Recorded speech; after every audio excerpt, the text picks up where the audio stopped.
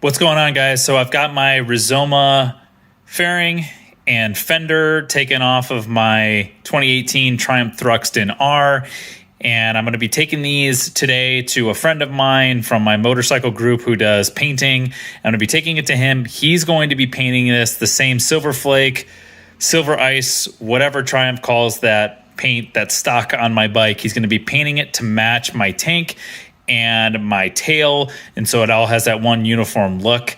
So I just wanted to give you guys a quick before shot of what these look like, and if you want to see what they look like before on my bike, check my videos below. You can actually see the install of both of these in different videos just so you can get an idea of what it looked like on the bike.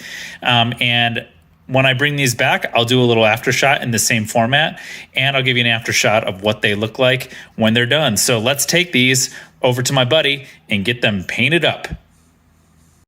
All right, so I just got the parts back from the painter, and guys, they look freaking fantastic. It's that beautiful silver ice gloss and going to perfectly match my bike. So let's take these beautiful pieces now and get them installed.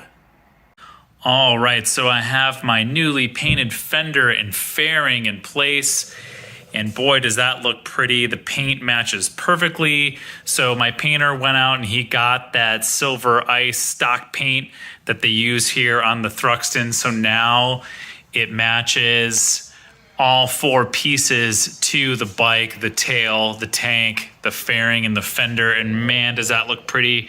Let me know what you guys think about it in the description below. I really like these Rizoma pieces even better now that they're painted to match. The silver was cool. That matte silver was nice. Kind of matched the aluminum on some of the parts of the bike, but I really think that this ties it up into a nice bow.